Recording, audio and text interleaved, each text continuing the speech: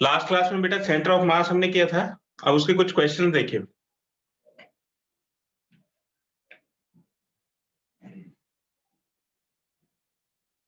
तो एग्जांपल है, find the position of the centre of mass of the T shape plate from O in figure.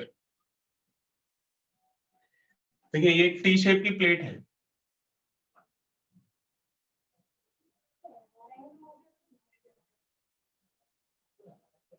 ये T shape की plate है और इसका सेंटर ऑफ मास बताना है कितना होगा। इसकी डायमेंशंस दी हुई है, ये 8 मीटर है, ये 2 मीटर है, तो ये 8/2 का एक रेक्टेंगल हो गया और नीचे 6/2 का एक रेक्टेंगल है। ये डायमेंशन 6 मीटर दिया हुआ है और ये वाला जो डायमेंशन है ये 2 मीटर दिया हुआ है। ओ पॉइंट यहाँ पे दे रखा है, बिल्कुल इसका मिडिल है, ये वाला पॉइंट ओ है। तो इसको हम दो ऑब्जेक्ट की तरह कंसीडर कर सकते हैं। तो एक ऑब्जेक्ट तो ये हो गया, ये वाला रेक्टेंगल ऊपर की तरफ, इसका जो मिड पॉइंट होगा वो इसका सेंटर ऑफ मास हो जाएगा। तो हम इसके पूरे मास को इस वाले पॉइंट पे कंसीडर कर सकते हैं कि ये इस पॉइंट पे है। इसको हमने ले लिया O1। This is the centre of mass of the, ये ऊपर वाला जो रेक्टेंगल है इसका सेंटर ऑफ मास होगा। इसी तरह से इसका जो मिड पॉइंट होगा, ये 6 मीटर है तो यहाँ से 3 मीटर पे इसका मिड पॉइंट आ जाएगा, तो ये इसका सेंटर ऑफ मास हो जाएगा, ये हो गया O2। तो इसका मास नहीं दिया हुआ है तो हम इसका मास कंसिडर करेंगे। Let sigma is equal to, mass को कैलकुलेट करने के लिए हमने सिग्मा कंसिडर कर लिया, मास पर यूनिट एरिया। यानी कि अगर आपको मास कैलकुलेट करना है तो सिग्मा को एरिया से मल्टीप्लाई कर दीजिए। तो इसका जो एरिया है, ये जो ऊपर वाला पार्ट है, इसके मास को हमने m1 कंसिडर कर लिया, m1। तो सिग्मा और इसका एरिया हो जाएगा 8 इंटू 2 16 मीटर स्क्वायर। तो सिग्मा इंटू 16 हो गया, तो इसका मास हो जाएगा 16 सिग्मा। और इसी तरह से दूसरे वाले, ये जो रेक्टेंगल है, इस रेक्टेंगल का मास हो गया m2 और इसको हम कैलकुलेट करेंगे 6/2 से। तो 6/2 हो जाएगा 12, तो इसका हो जाएगा 12 सिग्मा। तो सेंटर ऑफ मास की डेफिनेशन समझिए। सेंटर ऑफ मास कहता है कि centre of mass is the point where the whole mass can be considered as that is concentrated at that point. तो अब हम ये कंसीडर कर सकते हैं कि जो सारा का सारा मास है वो O1 पॉइंट पे रखा हुआ है, तो इसके रिस्पेक्ट में इसके कोऑर्डिनेट्स क्या हो जाएंगे। तो अगर हम इसको y एक्सिस के अलोंग लेते हैं, ये ओरिजिन है, ये नेगेटिव y एक्सिस हो गया, तो इस पॉइंट के कोऑर्डिनेट, या आप इसको ऐसे x एक्सिस भी कंसीडर कर सकते हो, क्योंकि जो सेंटर ऑफ मास है वो इसी पे कहीं पे पड़ेगा। तो आपकी चॉइस है कि आप इसको y एक्सिस मानना चाहते हो या x एक्सिस मानना चाहते हो। ठीक है, तो इसको हम पॉजिटिव y एक्सिस ले लेते हैं, ये हमने प्लस y एक्सिस ले लिया। ठीक है, तो ऊपर की तरफ नेगेटिव y, वो हमारी चॉइस है। तो आप देखिए कि यहाँ से ओरिजिन से चलोगे तो ये 2 मीटर का हाफ, इसके कोऑर्डिनेट्स हो जाएंगे 0,1, और इसके कोऑर्डिनेट ये 3 हो गया, तो 2 मीटर ये और 3 मीटर ये, तो इसके कोऑर्डिनेट्स हो जाएंगे 0,5। 2 मीटर प्लस 6 का हाफ, ये 3 मीटर, तो ओरिजिन से 2 + 3 5 मीटर के डिस्टेंस पे आ गए। तो अब सेंटर ऑफ मास के जो कोऑर्डिनेट्स हैं उसको कंसीडर कर लीजिए। Let centre of mass be x, y। तो ये हमने सेंटर ऑफ मास कंसीडर कर लिया। तो जो x कोऑर्डिनेट है उसकी वैल्यू आ जाएगी m1 x1 plus m2 x2 divide by m1 plus m2। ठीक है, तो जो x कोऑर्डिनेट है वो तो 0 हो गया, तो x1 भी 0 और x2 भी 0, x आ गया 0, यानी कि सेंटर ऑफ मास इसी लाइन पे लाई करेगा। फिर y कोऑर्डिनेट के लिए y is equal to m1 y1 plus m2 y2 divided by m1 plus m2। तो m1 हो गया 16 सिग्मा,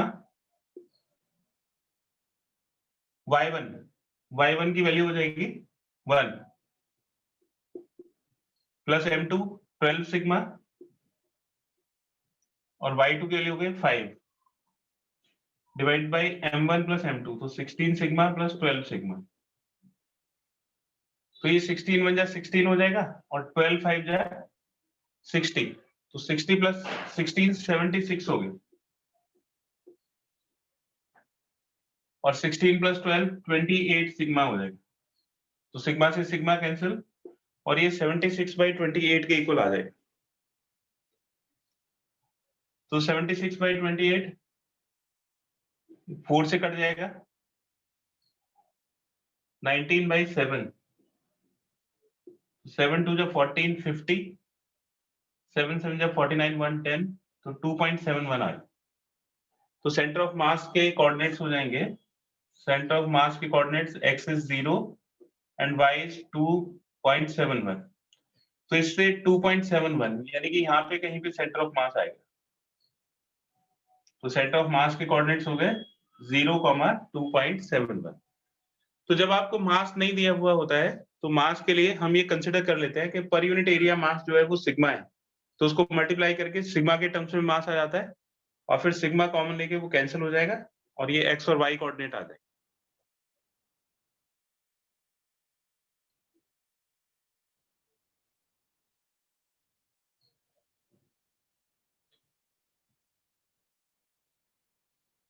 इसका एक स्क्रीनशॉट ले लीजिए।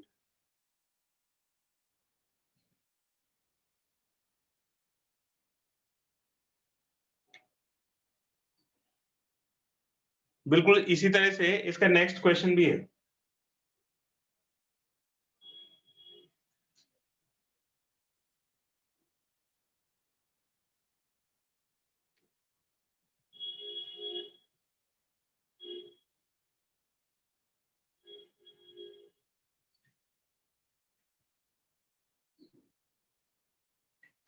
Find centre of mass of a uniform L shaped lamina. एक एल शेप्ड लेमिना आपको दिया हुआ है, ये x और ये y हो गया, और यहाँ पे एक एल शेप्ड लेमिना है।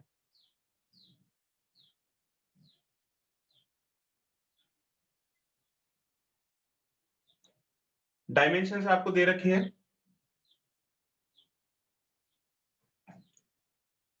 तो देखो ये वाली जो लेंथ है ये 2 दिया हुआ है, 2 यूनिट्स, और ये वाली जो लेंथ है ये भी 2 यूनिट्स दी हुई है। ठीक है, तो इसका सेंटर ऑफ मास पूछा है, तो इस सेंटर ऑफ मास को हम 3 पार्ट में डिवाइड कर सकते हैं। तो ये एक पार्ट हो गया, ये दूसरा पार्ट हो गया, तो ये इसका मिड पॉइंट होगा 2 का, तो ये वाली जो डिस्टेंस है 1 हो जाएगी, और ये वाली डिस्टेंस भी 1 यूनिट्स हो जाएगी। ये वाली डिस्टेंस भी 1 हो जाएगी, ये वाली भी 1। ये तीनों का मास इक्वल होगा, क्योंकि तीनों का एरिया, तीनों पार्ट का एरिया इक्वल है, तो तीनों का मास भी इक्वल हम कंसिडर कर सकते हैं। तो इसका मास भी m ले सकते हैं, इसका मास भी m, इसका मास भी m। तो मास पर यूनिट एरिया लेने की जरूरत नहीं पड़ेगी। तो इसका सेंटर ऑफ मास इसके डायगोनल्स का पॉइंट ऑफ इंटरसेक्शन होगा, इसका सेंटर ऑफ मास ये होगा, और इसका सेंटर ऑफ मास ये होगा। इन तीनों के कोऑर्डिनेट्स निकाल दीजिए। तो देखिए ये इसका 1 का आधा, ये इसके कोऑर्डिनेट्स हो गए हाफ, और ये 1 प्लस हाफ 3/2। तो इस वाले पॉइंट के कोऑर्डिनेट्स हो जाएंगे 1/2, 3/2। इसी तरह से इसका सेंटर ऑफ मास निकालिए, तो इसका सेंटर ऑफ मास ये x हाफ हो जाएगा, y हाफ हो जाएगा, तो इसके कोऑर्डिनेट्स हो जाएंगे हाफ, हाफ। तो इसको C1 ले लीजिए, इसको C2, इसका सेंटर ऑफ मास हो जाएगा ये 1 प्लस हाफ 3/2, और ये वाली जो हाइट है इसकी ये 1/2 है। मास क्योंकि इक्वल है,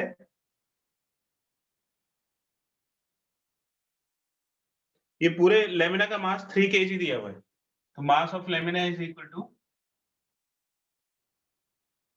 3 kg, और इसको 3 इक्वल पार्ट्स में डिवाइड करोगे तो इसका मास आ जाएगा 1 kg, इसका मास भी 1 kg आ जाएगा, और इसका मास भी 1 kg आ जाएगा। तो इसके जो तीनों पार्ट्स हैं उन तीनों का मास 1 kg आ गया। अब हमें इसका सेंटर ऑफ मास कैलकुलेट करना है पूरे लेमिना का, तो let centre of mass B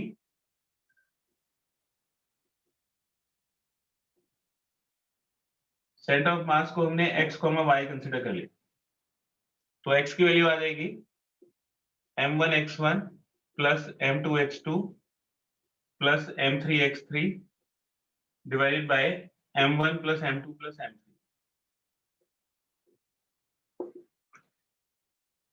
तो m1x1 हो जाएगा 1 इंटू 1/2, m2x2 हो गया 1 इंटू 3/2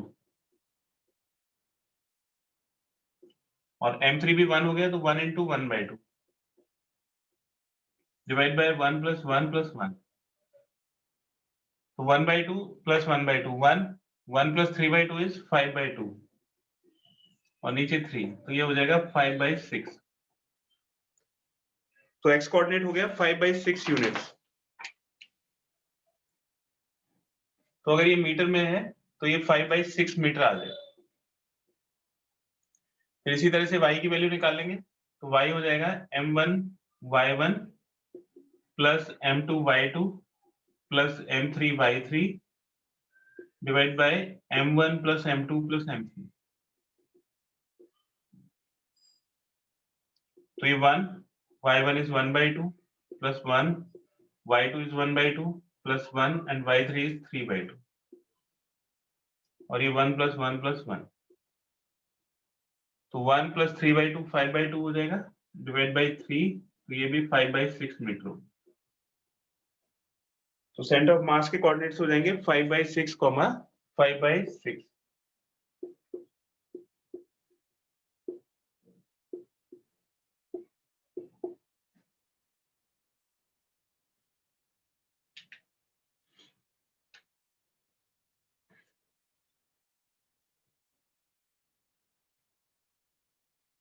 अब देखिए जो नेक्स्ट क्वेश्चन है वो एनसीईआरटी का क्वेश्चन है और एग्जाम पॉइंट ऑफ व्यू से बड़ा इंपॉर्टेंट है।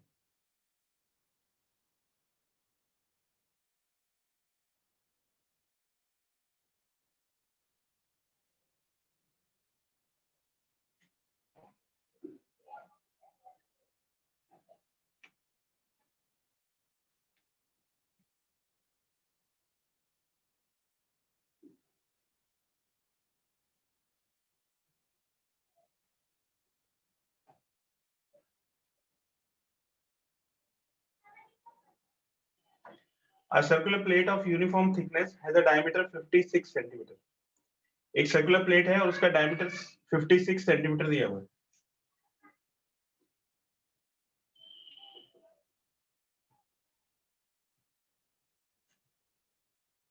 A circular portion of diameter 42 centimeter is removed from one edge of the plate।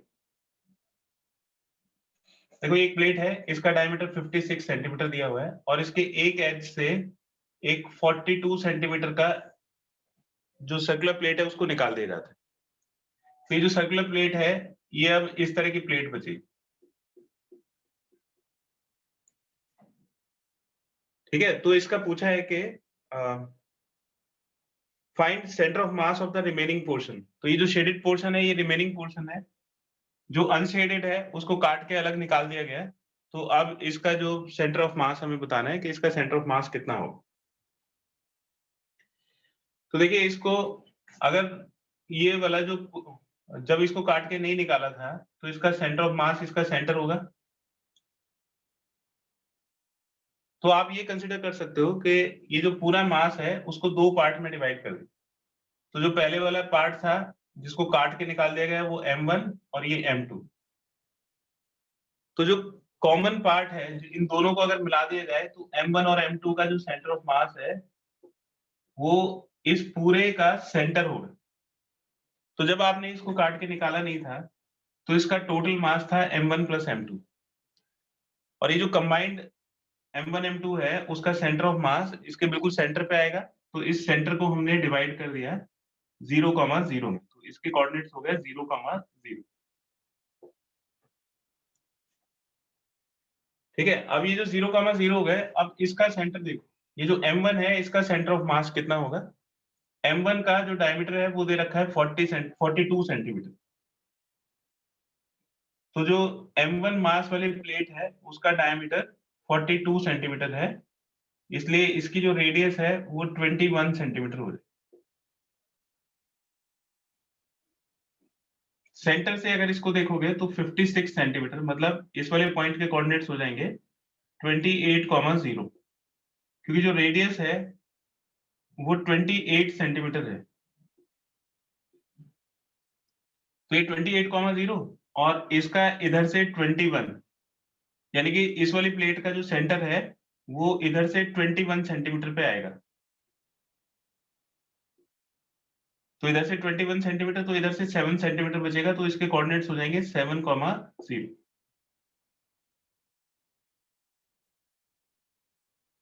तो ये जो पोर्शन बचा है उसके सेंटर ऑफ मास, जो सेकेंड मास है उसके सेंटर ऑफ मास के कोऑर्डिनेट्स हमने x2 y2 कंसीडर कर लिए, और ये जो रिमेनिंग पोर्शन है और जो C1 है जो काट के आपने निकाल दिया गया, जिसका मास हमने m1 लिया है, उसके सेंटर ऑफ मास के कोऑर्डिनेट्स यानी कि x1 y1 वो कितने हो गए 7,0। तो ये सिचुएशन दी हुई है। अब इनके मास की प्रॉब्लम आती है कि इसका मास कैसे कैलकुलेट करें। तो ये यूनिफॉर्म थिकनेस की एक प्लेट है, इसके एरिया के अकॉर्डिंग इसका मास डिस्ट्रीब्यूटेड होगा। तो हम इसका मास कंसीडर कर लेते हैं। Let mass of the plate be sigma kilogram per metre square या sigma gram per centimetre square. ठीक है, तो सेंटीमीटर में यूनिट दी हुई है, तो सेंटीमीटर स्क्वायर में हमने इसको कंसीडर कर लिया। तो इसका मास, इस वाले पोर्शन का मास कितना हो जाएगा, m1 is equal to sigma into a1। a1 इसका एरिया होगा, तो हो जाएगा सिग्मा और a1 pi r square pi r1 square. तो ये हो जाएगा सिग्मा इंटू पाई, और इसकी जो रेडियस है ये 42 सेंटीमीटर का था, तो इसकी रेडियस हो गई 21, तो ये पाई इंटू 21 का स्क्वायर हो। और इसी तरह से m2 हो जाएगा सिग्मा इंटू a2, तो हो जाएगा सिग्मा इंटू पाई r2 स्क्वायर। ये टोटल मास हो गया। ये पूरा जो टोटल मास है उसको हमने m1 प्लस m2 कंसिडर कर लिया, तो ये इसका पूरा एरिया होगा। तो इस पूरी बड़ी वाली प्लेट का जो एरिया है वो sigma into pi r square के इक्वल हो जाएगा, और ये हो जाएगा sigma into pi into 28 square. ये m1 प्लस m2 की वैल्यू है, तो m2 की वैल्यू कितनी हो जाएगी sigma into pi into 28 square. ये m1 प्लस m2 की वैल्यू हो गई, इसमें से m1 की वैल्यू माइनस कर दीजिए, तो sigma into pi into 21 square. तो इसमें सिग्मा इंटू पाई कॉमन आ जाएगा, तो ये 28 स्क्वायर माइनस 21 स्क्वायर हो। तो इसको सॉल्व कर सकते हैं आप, सिग्मा इंटू पाई और इसमें a square minus b square की आइडेंटिटी डाल दें।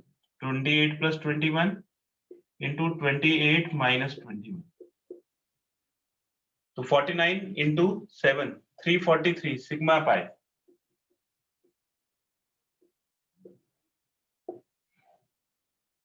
तो ये m2 की वैल्यू हो गई, ये m1 की वैल्यू हो।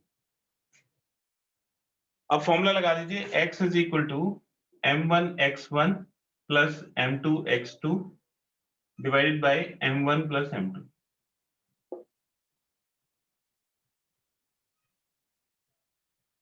तो देखिए x की वैल्यू कितनी है, इस पूरे का जो सेंटर ऑफ मास है कंबाइंड सेंटर ऑफ मास 0 के इक्वल।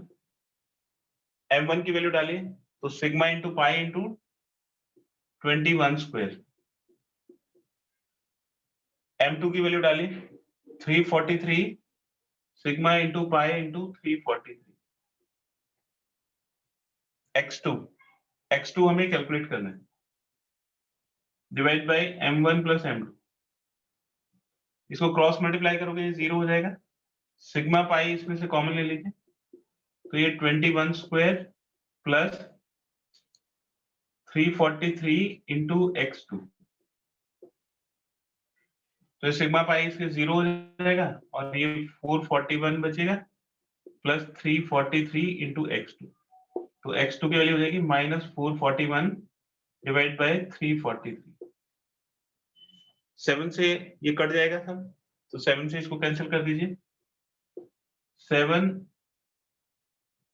6 जा 42 63, ये 49, फिर 7 से कट जाएगा,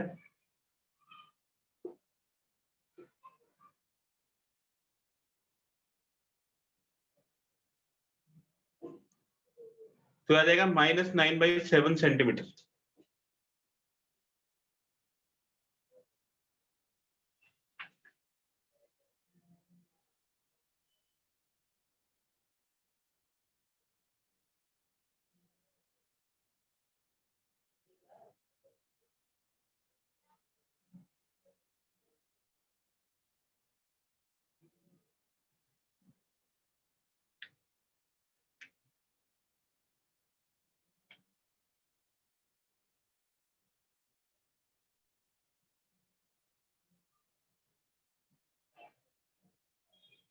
इसमें x1 की वैल्यू नहीं डाली, सिर्फ m1 की वैल्यू डाली थी, तो इसमें 7 और आएगा, है ना। ये m1 की वैल्यू इंटू x1 और आएगा 7, तो ये इंटू 7 और आएगा,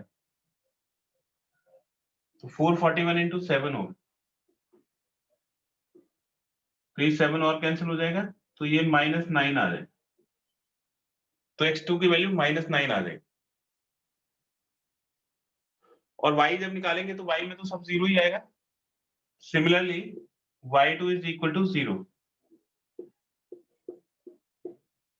देखो ये y की वैल्यू 0 हो जाएगी, और ये y1 की वैल्यू 0 है, तो y2 की वैल्यू भी 0 आएगी, तो इसका सेंटर ऑफ मास हो जाएगा -9,0। तो जो शेडेड पार्ट है उसका सेंटर ऑफ मास -9,0 के इक्वल हो जाएगा। किसी पोर्शन में डाउट है तो बताइए बेटा, बड़ा इंपॉर्टेंट क्वेश्चन है, ये एग्जाम में जरूर पूछा जाएगा।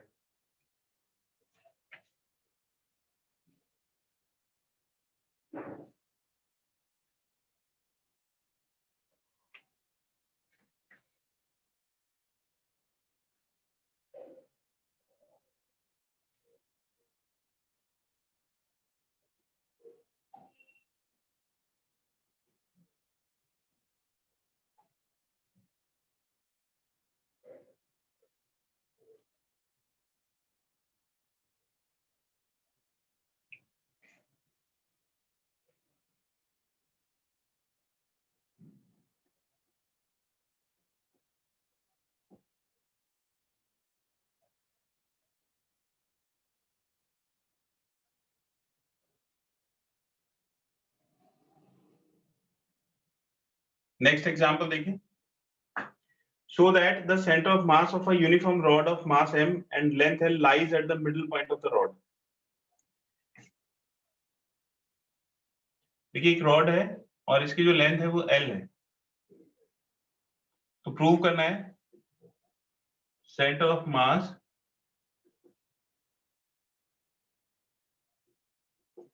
lies at middle point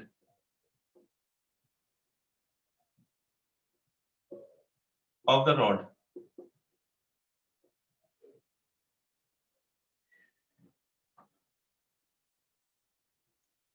तो ये जो मास है वो कंटिन्यूअसली डिस्ट्रीब्यूटेड है ना, तो ये डिस्ट्रीब्यूशन का क्वेश्चन है, इसमें हम इंटीग्रेशन का यूज करेंगे। तो अगर हम किसी पॉइंट पे इसका एक पार्ट ले लेते हैं, मान लो ये पॉइंट P है और इस पे हमने इसको एक पार्ट में डिवाइड कर दिया, और इस पार्ट का मास हम dm कंसिडर कर लें, तो इसका मास हो गया dm, और इसको पोजीशन करेंगे इस वाले पॉइंट पे। सपोज करिए कि इस एज से इस पॉइंट की डिस्टेंस x है, तो x का ये जो छोटा सा पार्ट है ये पार्ट हो जाएगा dx। ठीक है, तो अगर हम इसको 0 रेफरेंस कंसिडर करें तो यहां से इसकी लेंथ x हो गई, और ये x का एक छोटा सा पार्ट है, तो ये जो रॉड का एक पार्ट है इसके ब्रेथ को हमने dx कंसिडर कर लिया। ठीक है, तो अब हमें इसका बताना है कि इसका सेंटर ऑफ मास कहां पे होगा। तो क्योंकि ये सिर्फ लेंथ के अलोंग है और जो ब्रेथ है वो इसकी निग्लिजिबल है, तो पहले तो इस एलिमेंट का मास निकालेंगे। dm is equal to mass of element. ये जो एलिमेंट हम शेडेड पार्ट से रिप्रेजेंट कर रहे हैं इसका मास कितना होगा। तो सपोज करिए कि इसका टोटल मास m है, अगर हम इसको लेंथ से डिवाइड कर दें तो मास पर यूनिट लेंथ हो जाएगा, और हमें शेडेड पार्ट का मास निकालना है जिसकी लेंथ dx है, तो इसको dx से मल्टीप्लाई करें, तो जो शेडेड पार्ट है इसका मास आ गया m/l dx। अब इसका हमें सेंटर ऑफ मास कैलकुलेट करना है, तो पोजीशन ऑफ सेंटर ऑफ मास,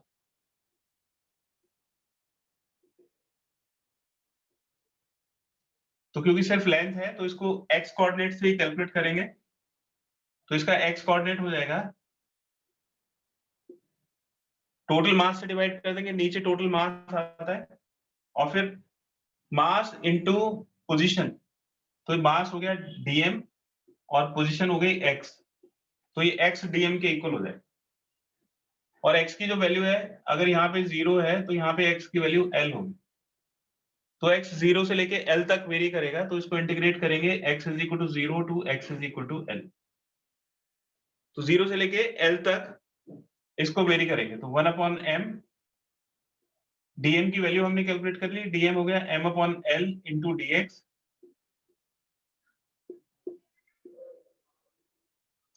और x की वैल्यू 0 से लेके l तक जाएगी। तो ये m अपॉन l तो कांस्टेंट है, ये तो बाहर आ जाएगा, तो 1 by m into m by l, अंदर बचेगा सिर्फ x, और इसको इंटीग्रेट करेंगे हम 0 से लेके l तक, तो ये m से m कैंसिल हो जाएगा, तो ये हो गया 1 अपॉन l, और x का इंटीग्रेशन हो जाएगा x स्क्वायर बाई 2, और इसको इंटीग्रेट करेंगे 0 से लेके l तक। तो पहले अपर लिमिट पुट करेंगे, तो x की प्लेस पे l आ जाएगा, तो l स्क्वायर बाई 2, और फिर लोअर लिमिट पुट करेंगे तो x की प्लेस पे 0 आ जाएगा, तो ये हो जाएगा 0 स्क्वायर बाई 2, तो l से इसकी एक पार कट जाएगी, और ये हो जाएगा l बाई 2, और ये 0, तो l बाई 2 इसकी वैल्यू है।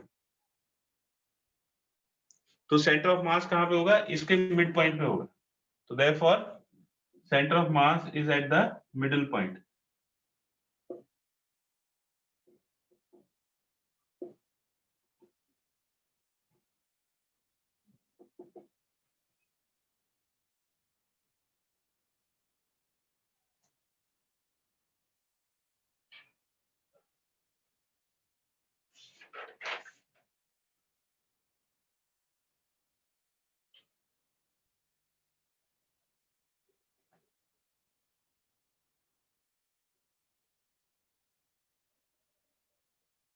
नेक्स्ट क्वेश्चन में सेंटर ऑफ मास कैलकुलेट करना है एक हेमिस्फीयर का।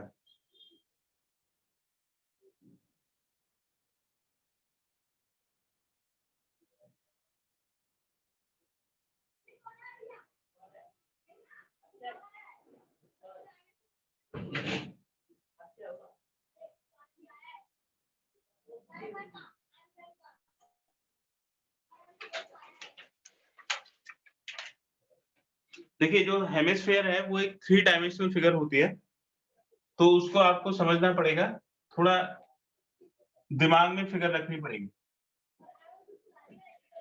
तो 3 डायमेंशनल फिगर को अगर बोर्ड पे बनाते हैं तो उसमें आपके बिल्कुल अच्छी तरह से वो चीज दिखाई नहीं देती है, आपको अपना कॉमन सेंस उसमें यूज करना पड़ेगा। Position of centre of hemisphere, centre of mass of hemisphere of radius r।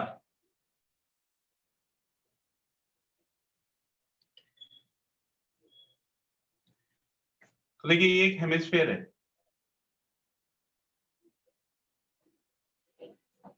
ठीक है, इसकी रेडियस r है, तो आप इसको इस तरह से पोजीशन दे देते हैं, ये हमने इसको पोजीशन दे दी, इसको ओरिजिन ले लिया, ये x एक्सिस और ये y एक्सिस, ठीक है। तो जो इसका मास है, ये भी मास डिस्ट्रीब्यूशन है, तो अगर हम इसको यहां से बीच में से कट कर दें, मतलब यहाँ पे इसका एक एलिमेंट कंसिडर करें, जैसे रॉड का एलिमेंट कंसिडर किया था उसी तरह से हमने यहाँ पे इसका एक एलिमेंट कंसिडर कर लिया, और इसके मास को हम dm कंसिडर कर लेंगे कि इसका मास dm, ठीक है। और फिर इसको इस वाली पोजीशन से लेके इस वाली पोजीशन तक इंटीग्रेट कर देंगे, ये पोजीशन हो गई x इज इक्वल टू 0, और ये पोजीशन हो गई x is equal to r, ठीक है। तो आप इसको देखिए कि ये जो पार्ट है ये किस तरह से दिखाई देगा। इसकी जो लेंथ है वो बहुत छोटी है। अगर हम इस वाले पॉइंट को x, y इसके x, y कंसिडर करते हैं तो ये वाली डिस्टेंस x हो जाएगी और ये वाली डिस्टेंस y हो जाएगी। तो अगर आप इसको देखोगे तो ये आपको इस तरह से दिखाई देगा, है ना। अगर आप इसको बीच में से कट करोगे तो ये आपको इस तरह से, ये एलिमेंट इस तरह से दिखाई देगा, मतलब एक सिलेंडर की तरह दिखाई देगा। तो इस सिलेंडर की जो रेडियस है वो तो y के बराबर हो जाएगी, यहाँ से सेंटर से लेके ये रेडियस आ जाएगी, तो मतलब ये वाली जो रेडियस है ये y होगी। और ये x का पार्ट है, मतलब ये वाली जो विड्थ है इसकी ये dx के इक्वल हो जाएगी, तो इसकी जो हाइट है वो dx के इक्वल हो जाएगी। तो ये इस तरह से सिलेंडर दिखाई देगा और इसका वॉल्यूम हो जाएगा सिलेंडर का dv। इसके वॉल्यूम को हम dv से लिखेंगे तो पाई r स्क्वायर यानी कि y स्क्वायर इंटू h। ठीक है, तो इस एलिमेंट का वॉल्यूम, क्योंकि इसमें जो मास है वो एरिया के अकॉर्डिंग नहीं चेंज हो रहा होगा, इसका जो मास है वो वॉल्यूम के अकॉर्डिंग चेंज हो रहा होगा, तो इसलिए हम इसका एरिया ना निकाल के वॉल्यूम कैलकुलेट करेंगे। तो जितना इसका वॉल्यूम है और जितना मास है, तो यूनिट वॉल्यूम का मास निकाल लेंगे और फिर उसको वॉल्यूम से मल्टीप्लाई करेंगे तो इसका मास आ जाएगा। तो मास कैलकुलेट करते हैं, मास ऑफ यूनिट वॉल्यूम। अगर इसका टोटल मास m दिया हुआ है, total mass of hemisphere is equal to capital M, तो मास ऑफ यूनिट वॉल्यूम हम निकालेंगे मास डिवाइडेड बाय वॉल्यूम। तो ये मास हो गया m और इसका वॉल्यूम हो जाएगा 2/3 इंटू पाई r3। ठीक है, तो इस एलिमेंट का मास कितना होगा, एलिमेंट का मास होगा unit mass of unit volume यानी कि m/v। तो मास ऑफ यूनिट वॉल्यूम हो गया m अपॉन 2/3 पाई r3।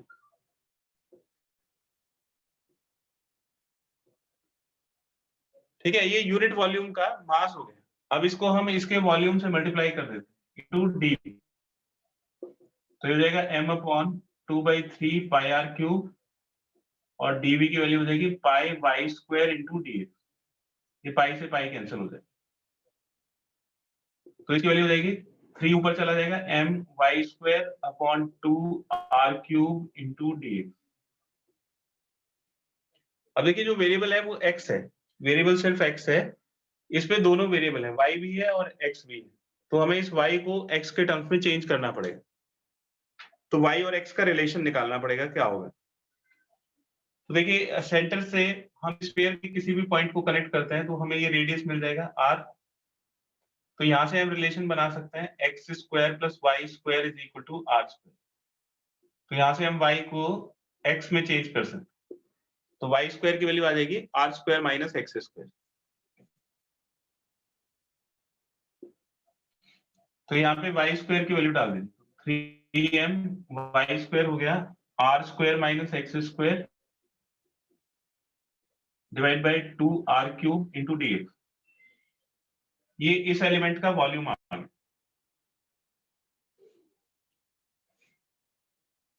अब इसका सेंटर ऑफ मास का x कोऑर्डिनेट देखिए। Now x coordinate of centre of मास, तो x coordinate of centre of मास हो जाएगा 1/m इंटू x dm।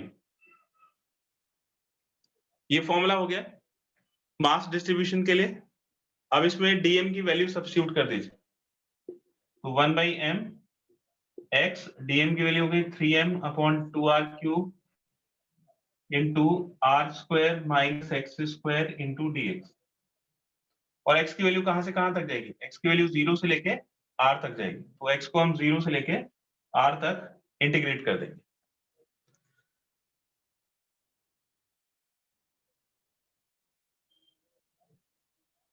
तो अब इसको इंटीग्रेट करने के लिए ये m से तो m कैंसिल हो जाएगा क्योंकि m कांस्टेंट है।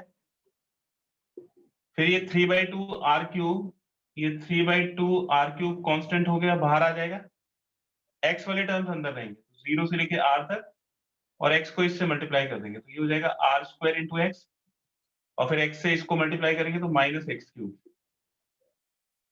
Into bx। अब इसको इंटीग्रेट करके हम इसका सेंटर ऑफ मास कैलकुलेट कर पाएंगे, सेंटर ऑफ मास का x कोऑर्डिनेट। तो इसका इंटीग्रेशन करिए, तो इधर कर रहा हूं बेटा मैं, इसके बाद इस तरफ, तो ये 3/2r हो गया, फिर r² कांस्टेंट है और इंटीग्रेशन हो जाएगा x²/2, फिर x³ का इंटीग्रेशन हो गया x4/4, और लिमिट 0 से लेके r तक, तो 3/2r³, पहले x की अपर लिमिट डालिए, तो r² into r²/2 minus r4/4,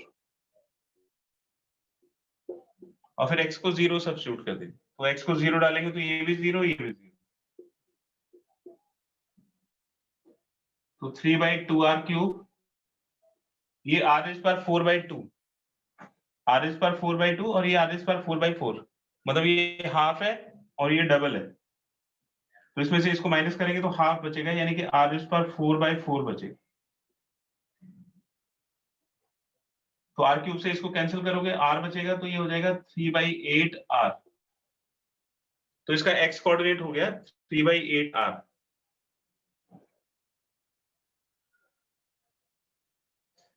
अब इसका जो सेंटर ऑफ मास होगा, इसका अगर आप सेंटर ऑफ मास देखोगे तो इसका सेंटर ऑफ मास होगा x, और एक्सिस पे भी 0 और z भी 0, तो सेंटर ऑफ मास के कोऑर्डिनेट्स इस तरह से आपको मिलेंगे x 0 0। तो सेंटर ऑफ मास में, क्योंकि ये एक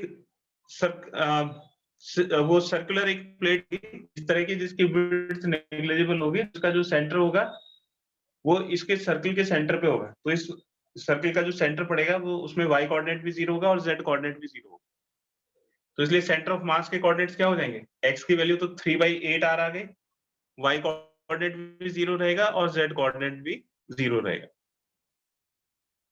तो y और z कोऑर्डिनेट कैसे कैलकुलेट करेंगे वो देखिए जरा, इसका एक स्क्रीनशॉट ले लीजिए, y और z कोऑर्डिनेट की कैलकुलेशन करते हैं।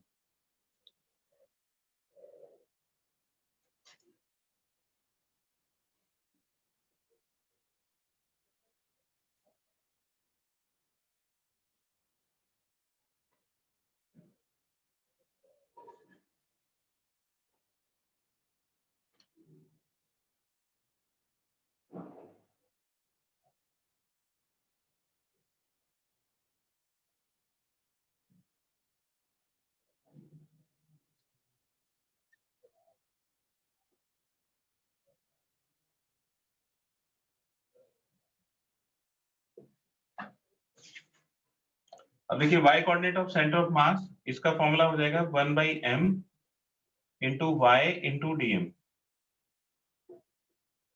तो देखो ये जो एलिमेंट हमने लिया है उसका y कोऑर्डिनेट 0 है, तो सेंटर ऑफ मास का भी y कोऑर्डिनेट 0 हो जाएगा, और इसी तरह से अगर z कोऑर्डिनेट निकालेंगे तो 1/m z dm, तो 1/m z की वैल्यू भी 0 हो जाएगी, तो ये भी 0 के इक्वल।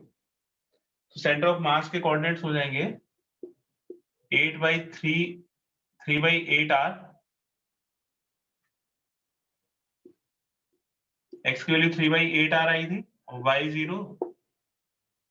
तो अगर यहाँ इसके बेस के सेंटर को ओरिजिन पे कंसिडर कर लें तो इससे 3/8r डिस्टेंस पे, मतलब यहाँ पे कहीं पे इसका सेंटर ऑफ मास होगा जिसका x कोऑर्डिनेट 3/8r के इक्वल होगा, y कोऑर्डिनेट भी 0 और z कोऑर्डिनेट।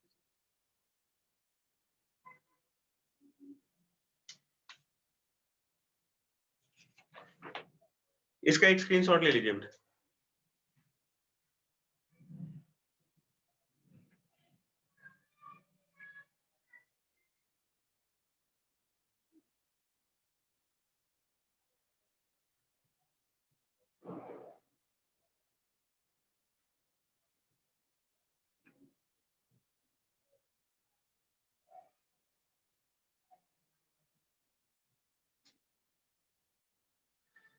अब देखिए एक सॉलिड कोन का सेंटर ऑफ मास निकालेंगे,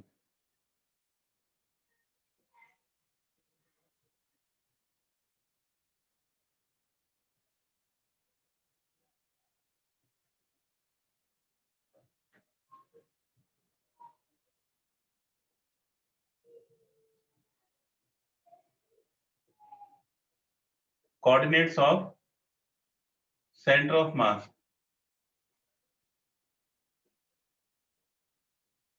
of a solid cone of base radius r and height h. तो r रेडियस का और h हाइट का एक कोन दिया हुआ है, ये कोन हो गया।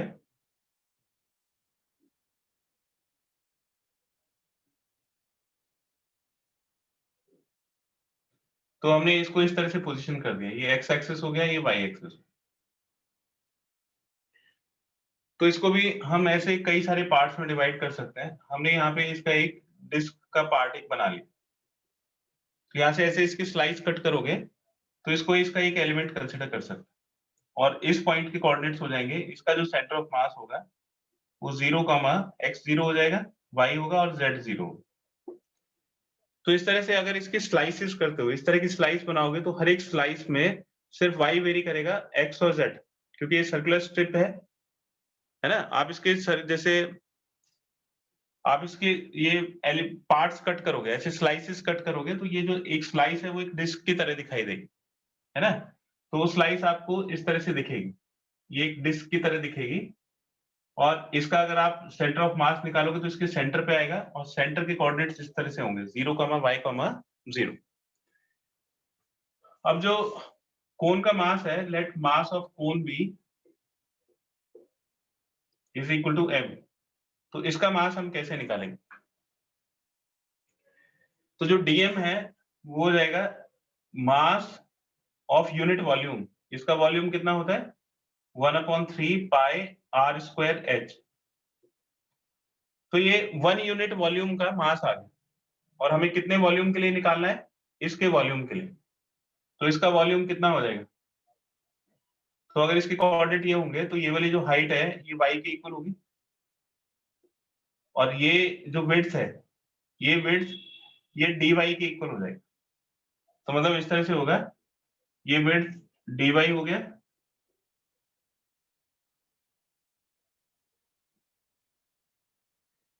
और इसका जो रेडियस होगा, इस रेडियस को हमने x कंसिडर कर लिया, तो ये रेडियस हो जाएगा x के बराबर।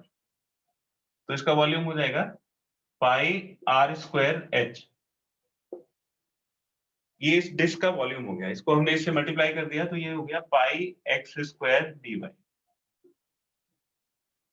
तो ये पाई से पाई कैंसिल हो जाएगा, 3 ऊपर चला जाएगा तो 3m/r स्क्वायर h। ये r और h दोनों कांस्टेंट है, ये r इसकी रेडियस दी हुई है कोन की और h इसकी हाइट दी हुई। तो r और h दोनों कांस्टेंट है और ये बच गया x स्क्वायर इंटू dy। अब जैसे जैसे इस डिस्क के पार्ट करोगे, अलग अलग डिस्क को देखोगे तो सिर्फ उसमें y वेरी करेगा, x और z कोऑर्डिनेट तो 0 होंगे। तो हमें इस x स्क्वायर x को भी y के टर्म्स में चेंज करना है, तो इस वाले x को y के टर्म्स में चेंज करिए। तो x और y का रिलेशन कैसे निकाल सकते हैं? ठीक है, तो आपने ऐसे क्वेश्चन 10th में करे होंगे। x और y का रिलेशन निकालने के लिए एक तो इस वाले ट्रायंगल को कंसीडर करिए, ये इसकी हाइट h माइनस y हो जाएगी, ये x और r हो गए। तो x और y को रिलेट करने के लिए तब हम x की वैल्यू निकाल पाएंगे अगर आप इन दोनों से x और y का रिलेशन निकाल दें। तो देखिए ये जो छोटे वाला ट्रायंगल है, ये वाला ट्रायंगल, उसमें ये वर्टिकल एंगल और जो बड़े वाला ट्रायंगल है, ये बड़े वाला ट्रायंगल, उसमें ये वाला एंगल, ये दोनों एंगल कॉमन होगा। ये एंगल 90 डिग्री होगा और ये वाला एंगल भी 90 डिग्री होगा, ये दोनों एंगल 90 डिग्री, यानी कि ये दोनों ट्रायंगल सिमिलर हो गए ए सिमिलरिटी से। अब इसकी हाइट देखो h माइनस वाई और इसकी हाइट h, इसका बेस x और इसका बेस r, ये दोनों ट्रायंगल सिमिलर है तो सिमिलर ट्रायंगल की प्रॉपर्टीज लगा सकते हैं। तो ये हो जाएगा a minus y upon h, corresponding sides का रेशियो इक्वल होता है और ये x अपॉन r। हमें किसको एलिमिनेट करना है? x स्क्वायर को एलिमिनेट करना है। तो यहाँ पे हमने क्या किया, इसको r को इधर ले गए तो r upon h into a minus y, ये x की वैल्यू आ गई।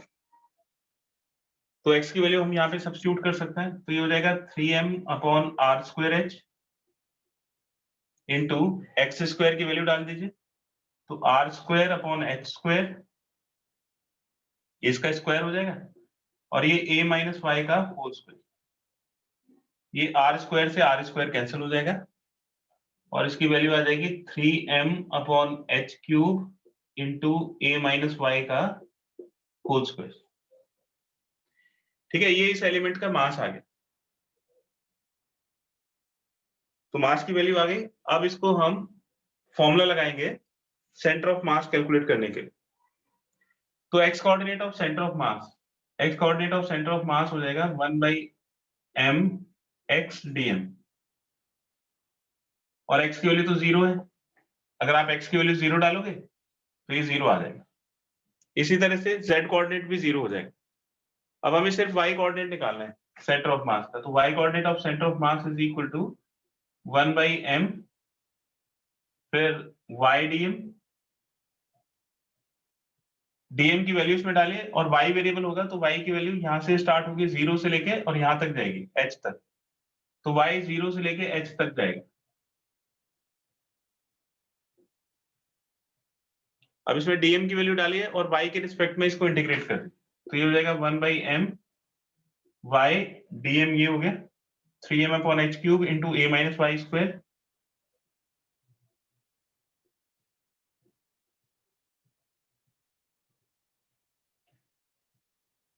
इंटू dy, ये dy और रहेगी,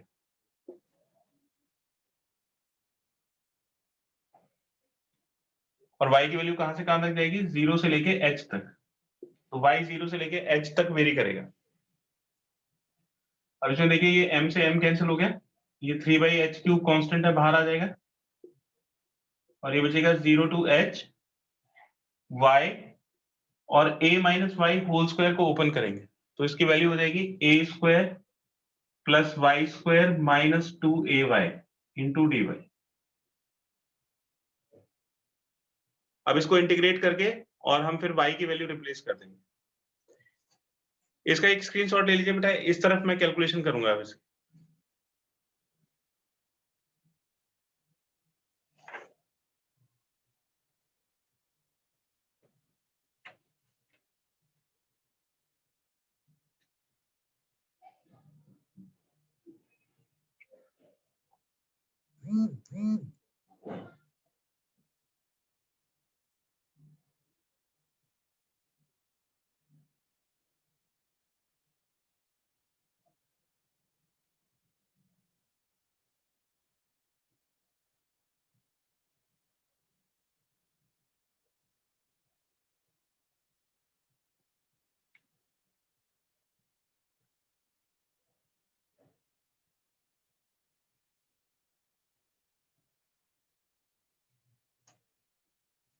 तो देखिए हो जाएगा 3/h³, फिर y को इसमें मल्टीप्लाई करिए तो ये a² प्लस y³, और फिर y को इसमें मल्टीप्लाई करेंगे तो minus 2a into y² into dy, और y की लिमिट्स हो जाएंगी 0 से लेके h तक, तो ये हो गया 3/h³ a² y का इंटीग्रेशन y²/2, जैसे x का इंटीग्रेशन x²/2 होता है, प्लस y³ का इंटीग्रेशन y⁴/4 माइनस 2a, और y² का इंटीग्रेशन हो गया y³/3, और लिमिट 0 से लेके h। अब इसमें लिमिट डाल दीजिए तो 3/h³ a²/2, और y की वैल्यू h डालेंगे तो h², फिर प्लस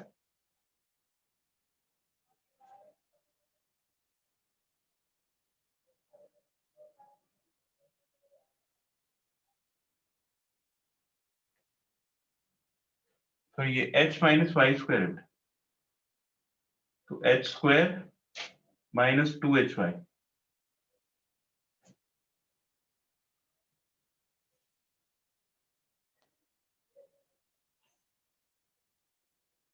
h² y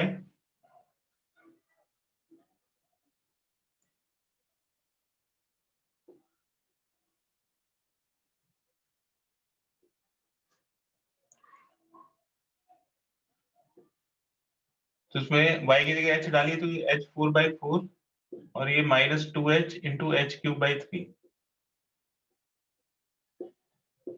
और y की जगह 0 पुट करेंगे तो ये 0 सब 0 हो जाएगा।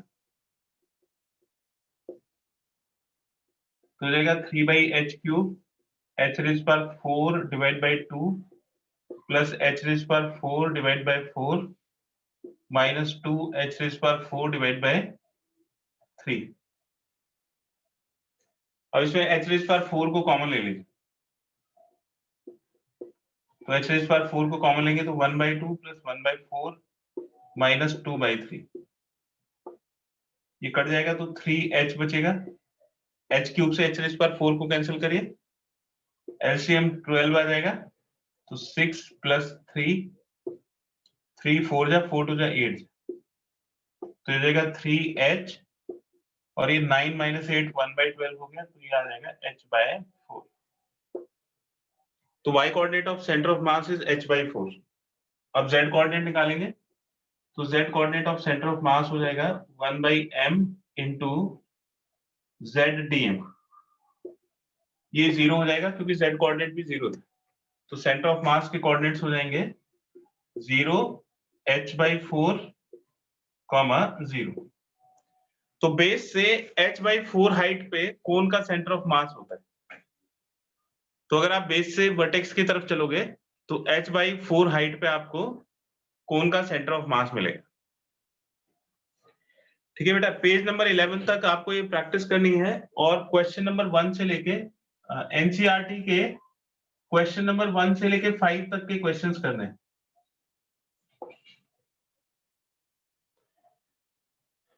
तो यहां तक पेज नंबर 11 तक आपको सेंटर ऑफ मास ये प्रैक्टिस करना है और क्वेश्चन नंबर 1 से लेके 5 तक के क्वेश्चन होमवर्क है। Okay okay.